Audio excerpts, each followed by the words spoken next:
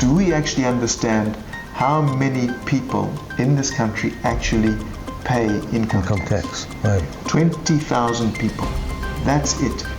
But we have a model of asset management which is build, deteriorate, rebuild.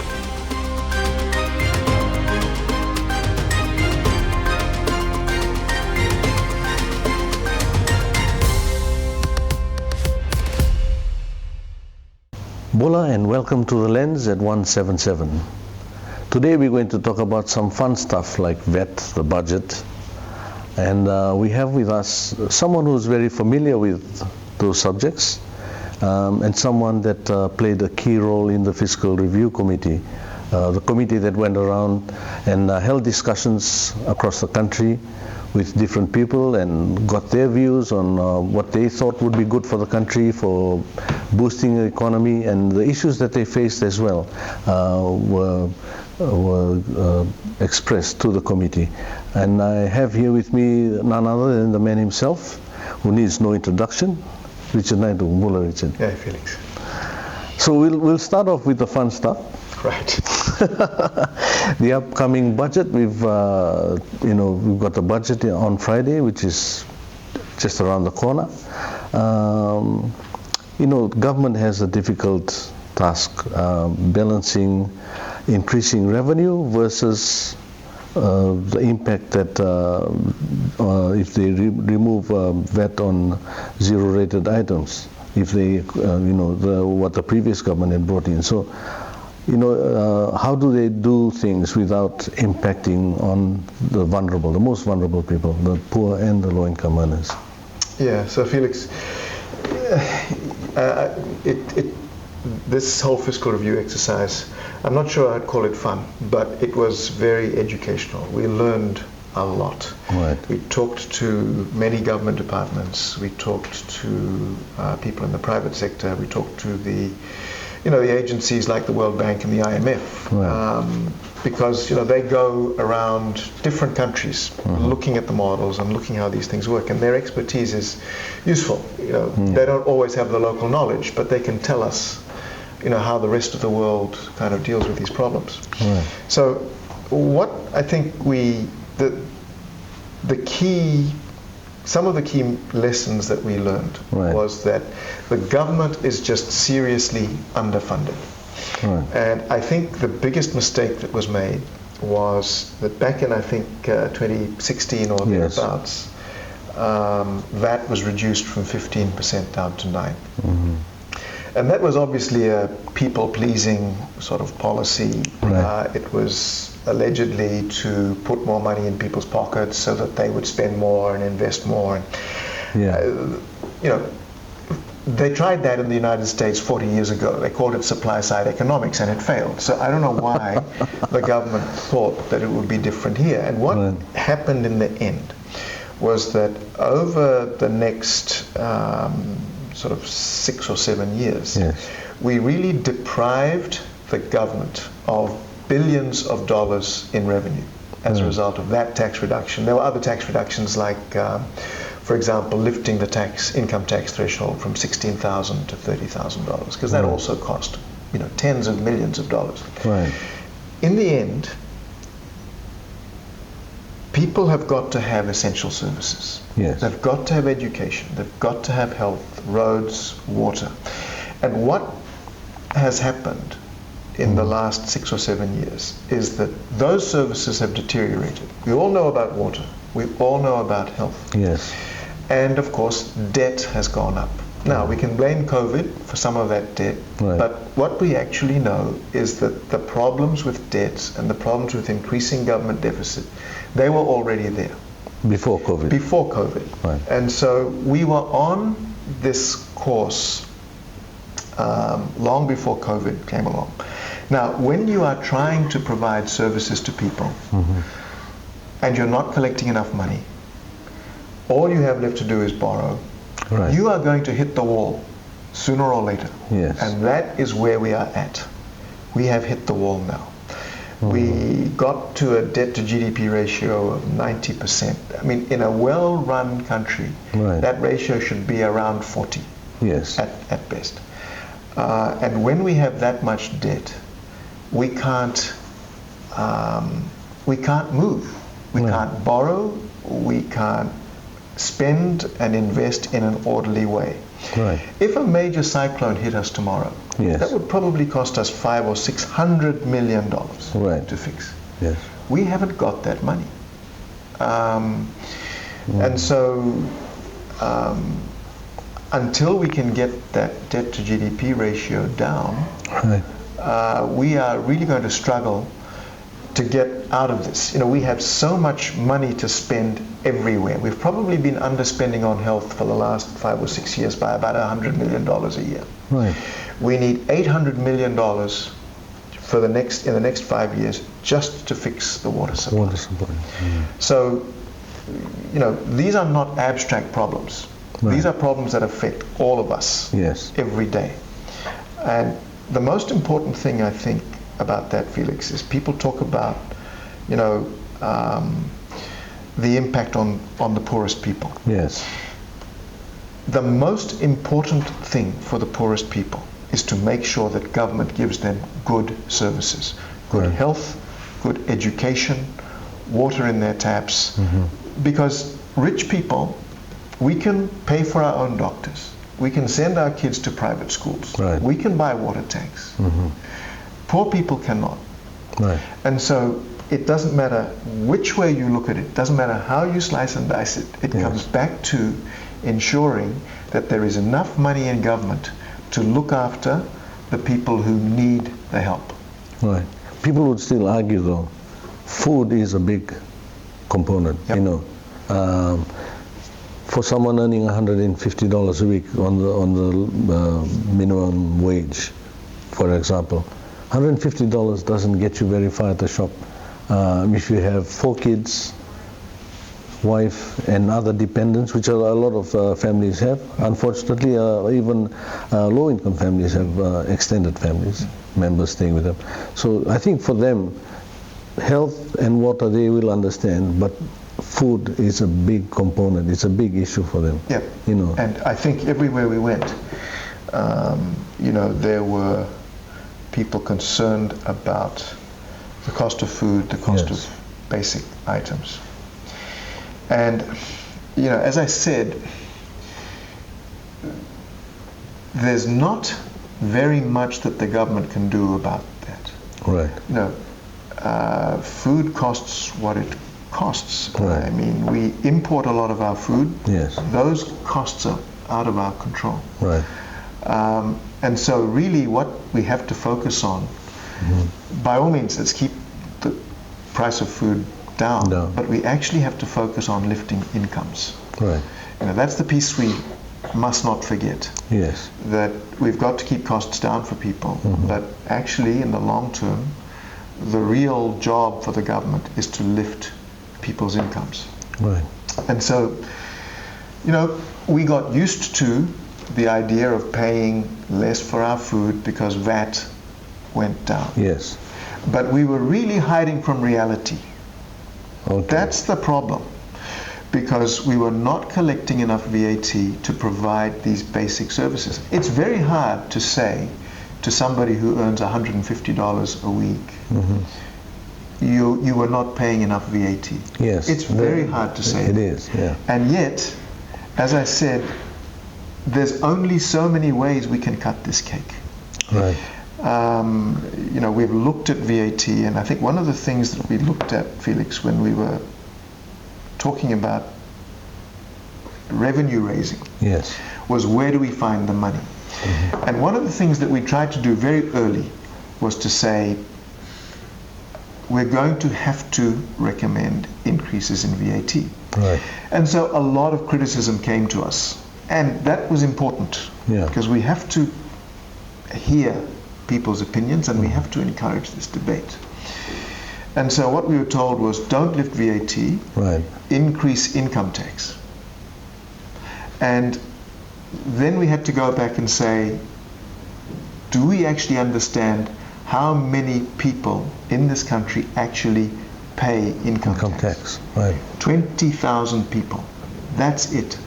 Only 20,000. Only 20,000 people pay tax. Only 20,000 people reach into their pockets and pay income tax. Above the 30,000 Because threshold. that's all there are.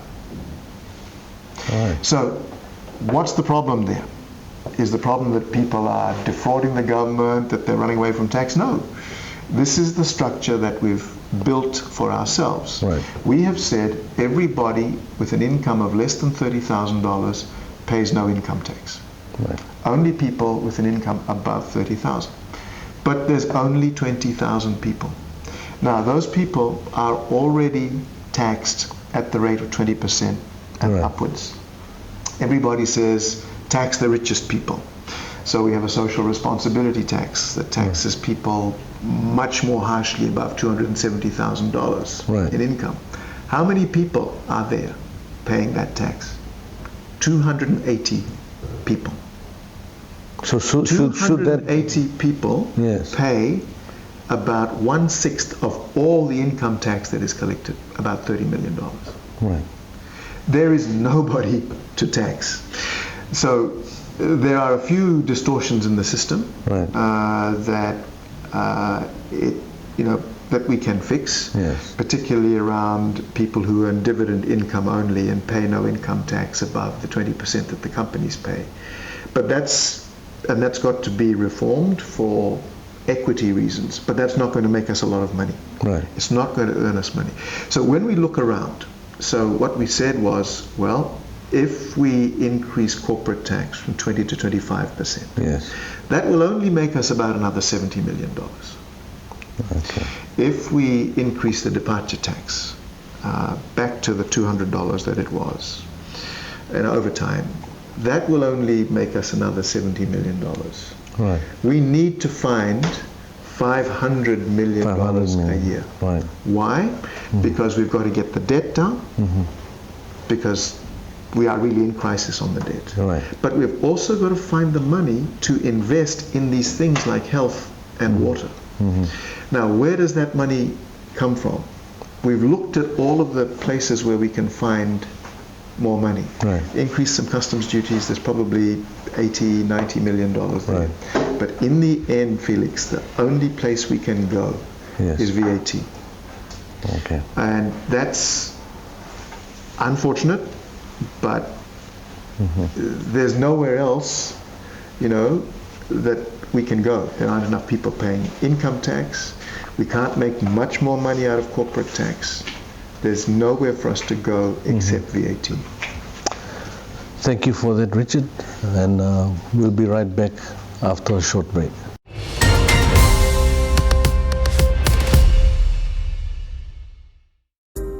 We were around when the deed was first signed. We were around when the first car engine roared. We were around when the very first was crowned. Through devastations, jubilant celebrations, and the milestones. We will continue to be around to bring you all the stories first.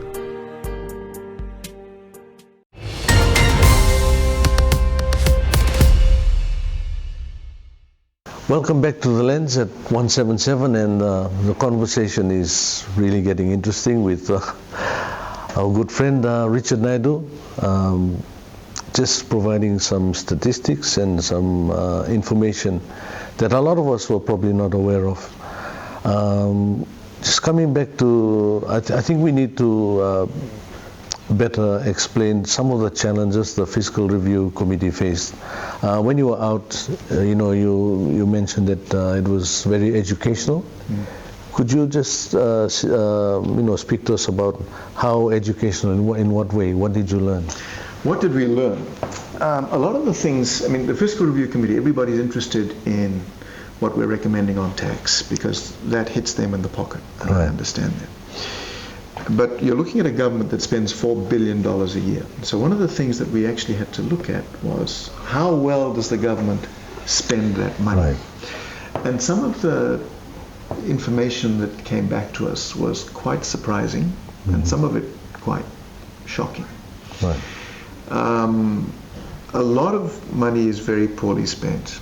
we looked at TELS, for example. Yes. $600 million. Now that's supposed to be a loans scheme. Yes. That is what the L and the S in TELS means, right? Which is that the money is lent to students, Right. they pay it back, and so you've got a fund, and that fund can then pay for the next generation Yeah. of students. In fact, TELS was returning no more than $5 million a year. And so this is, 7, 8, 9 years after it's been implemented. Yes. What was being repaid? $5 million a year. So when the government was criticized for writing it off, Yeah. the reality was it had already written itself off. That money was not being collected. Right. And it didn't seem to us between TELS, or that the TELS really had a strategy Right. for effectively collecting this money. Yes. We look at spending like Walesi, and we've heard that $120 million was spent on that, Right. which we just don't understand. So there was a lot of very, very poor choices in Right. terms of spending. But then we start to get into, operations. One of the things that really surprised us was that there is no whole of government program for Right. maintenance. So the Ministry of Health, for example, told us they have more than 200 properties, hospitals, nursing stations, health centers, and no plan or program to keep them maintained. And that is true for the whole of government. There is just no plan. And the maintenance That's why they're all run down. ad hoc. Yeah. Well, yes, Yeah. because there is no investment in it. Right. And one of the things that we were told by the Asian Development Bank is that in Fiji, the government spends $5 on building new things and $1 on maintaining existing things. Right. When in fact, that is exactly the wrong way around. We have to spend $1 on building new things and $5 on maintaining the things we already have. Because if we don't maintain, they get run down. Right. And when they get run down, what does that mean? We have to spend money building new things Yes. again. And in fact, they told us that we have a model of asset management which is build, deteriorate, rebuild. And they said, we have to fix that. We've got to actually spend the money on maintenance. So here is the irony. In order for government to spend its money better and use its money better, it has to spend more money, Right. not less. Yes. Because we're not spending the money to prolong the life of our assets. Right. We're instead just allowing them to run down and then looking for money to build Yes. new things. And so I think that was a surprise. In many areas where we spend money, for example, the social welfare system, there's no organized way of monitoring Right. who is getting money and whether they should still be getting money. The Assistant Minister, Sashi Kiran, she was criticized a few months back for saying that some welfare recipients Yes. shouldn't be there. When we looked at it, what we realized was that people go onto the social welfare system, but they never come off. Right. So there might have been people who were there, families who were there 10 years ago who needed the money. Maybe they no longer need the money. Their Right. circumstances have changed. But there's no way of knowing. There's no organized, integrated management system in social welfare. And social welfare is spending $150 million a year. Right. The same is true for free water. Right. There are many people who are on that free water system, have been there for years, but we don't really know whether they should still be there. Right. I mean, water is another shocking thing. We are paying 15 cents per 1,000 liters of water. You think about that. 15 a little cents. Fiji Right. water bottle is 500 milliliters. Right. So that's 2,000 of those. We're only paying 15 We are cents. paying 15 cents Right. for 2,000 bottles of Fiji water, which comes through our taps. Right. Now, how are we supposed to maintain a functioning, effective water system Right. when that is all we're paying? Right. There are many poor people who can't afford to pay anything for their water. That's fine. But Felix, you and I can do better than pay 15 cents per Yes. 1,000 liters, right? And that is why so much water is wasted. As it happens, there's not enough water to actually fix the water system. 50% of the water that WAF collects and treats and puts into the system to go to every house, every factory, every office, 50% of that water leaks out before it gets there. Because we haven't maintained our water infrastructure. And that's been the situation, for the last 10 years. We've just pretended that everything is fine. Yes.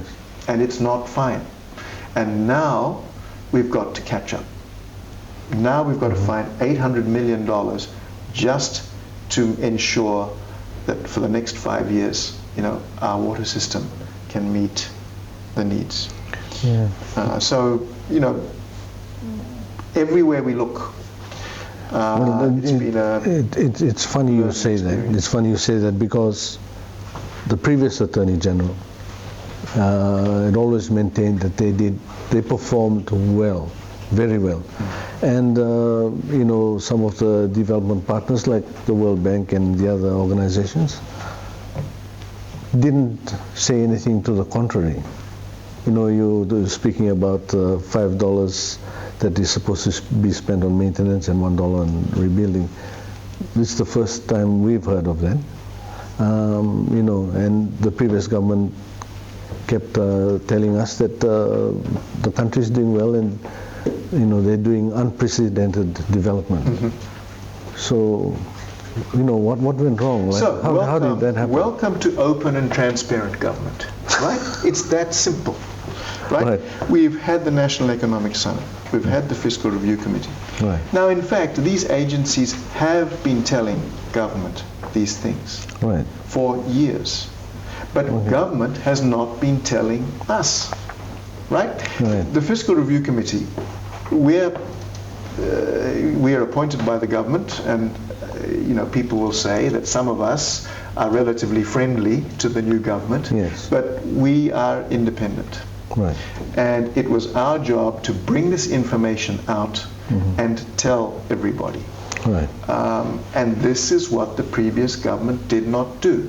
It just ran away from bad news, did not tell us what was going on, pretended everything was fine. Yes. And it's only now that we are finding out that that's not the case. And Felix, this is why openness and transparency are so important. Yes. How are we all as a country going to solve our economic problems and our social problems when we don't know what's going on? Yes. And that's why I think for us it's been so important to get this information out and then listen to the feedback. One thing I think that the Minister of Finance has done really well is he's not kept the budget a secret. He's telling us, be ready, for what is coming. And that's what we're trying to do. We're trying to put information out there so that people can say, look, this is wrong, that's wrong, fix this, fix that. There was an interesting letter in the Fiji Times the other day which criticized the Fiscal Review Committee's approach to customs duty on liquor, and said, no, you people don't have that quite right. Well, that's really useful information. And I'm hoping that the government will read that and say, well, sounds like the committee didn't get that quite right, or here's a different alternative, to what's been recommended. This is what we have to do.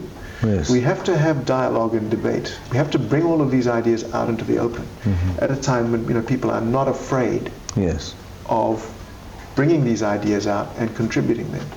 But this is the problem. Things were not fine. Things were not fantastic. We were just not being told what the real problems were.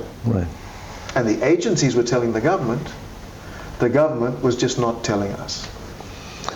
You heard it from a man who's been in the hot seat for the past couple of weeks. Richard Naidu will be right back after a short break.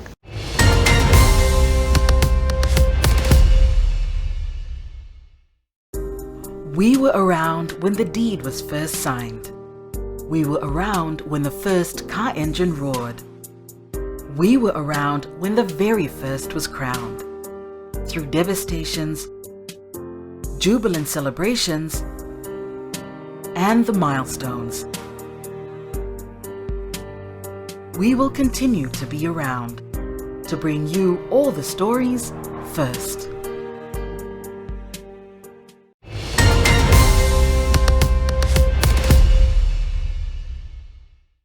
Welcome back to the Lens at 177, and now we're going to turn to some maybe some fun stuff. Mm-hmm. You have a very interesting relationship with the previous Attorney General. He loves bringing up your name and using you as an example, whenever he speaks to the media and in public. And he's even spoken about the coalition government.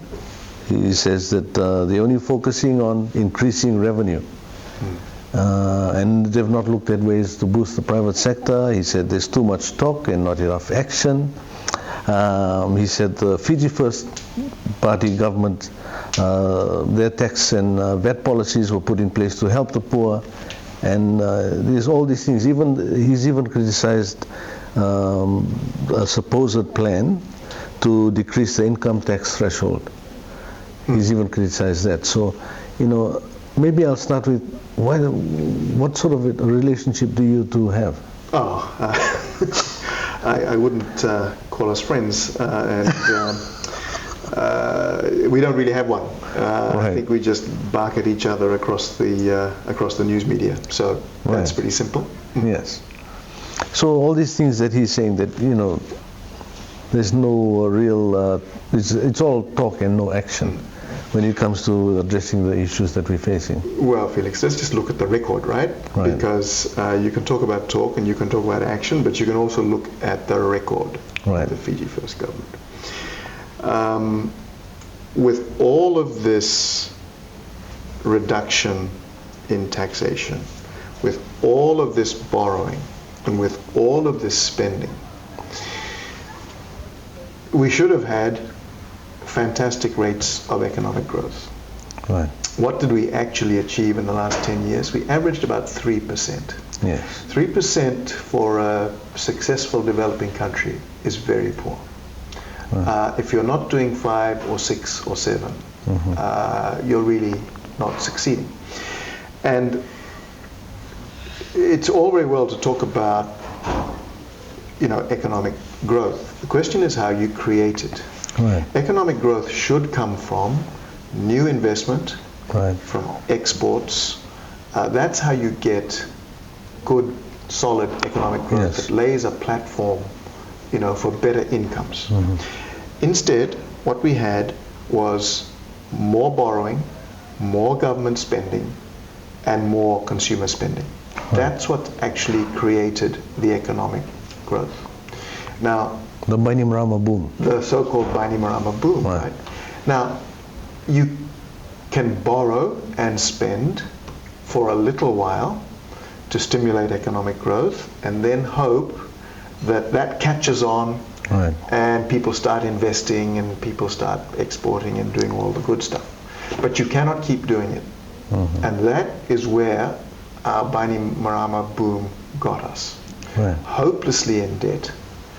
And with a government that has got so many issues to face now, Yes. that really the only thing that Ayaz did as Minister of Economy, the only thing he did well Yes. was hide our problems. Right. And unfortunately, the cars have all come home. Yes. now, and the new government is left to deal with them. Right. Well, he's also spoken at length and many times about unprecedented 10 years of economic growth. Unprecedented. What do the actual statistics tell us when it comes as to I said, it's easy to keep your growth numbers positive Right. if you are borrowing and spending. Right. Because if the government is borrowing and spending, it's just spraying money out there. Yes. And people, receive incomes, people make profits, they spend it on all kinds of things. The malls are busy, and Yes. and so that actually grows the economy, Yes. so you get your so-called economic growth, Right. but what is underneath it? Just a whole lot of empty McDonald's wrappers, right? I mean, that's not the growth, the economic growth that we need. Right. And we haven't laid the foundation for more solid, more diversified economy. You know, many people talk about how dependent our economy is on tourism. Yes. And indeed, that's what happened during COVID. During COVID, with the collapse in tourism, Fiji had the 4th largest economic contraction in the world. In the world. So first, I think, was Afghanistan. Right. Then there was Lebanon. Right. Then I think was Palau, because Palau is also very heavily tourism dependent. Yes. And then there was us. Not The 4th largest yes. COVID collapse in the world. Why? Because we are so dependent on Right. one industry. Right. And so, you know, when you talk about your Bainimarama boom and your 10 years of private sector investment and you know, what are you left with, really? Right. You're left with an unbalanced economy that simply wasn't able to respond, Right. you know, to a crisis. Right. People might argue that you know, all the current government is doing, and the people that support the government in trying to get the economy back on track are just harping on about what's happened. So what is there, are you privy to any plans that we have for the future on how we're going to deal with this crisis? I'm not privy to what the government does. Yes. You know, I think we've tried to talk about that in terms of the recommendations. Yes, you know, well, in the recommendations that we've made.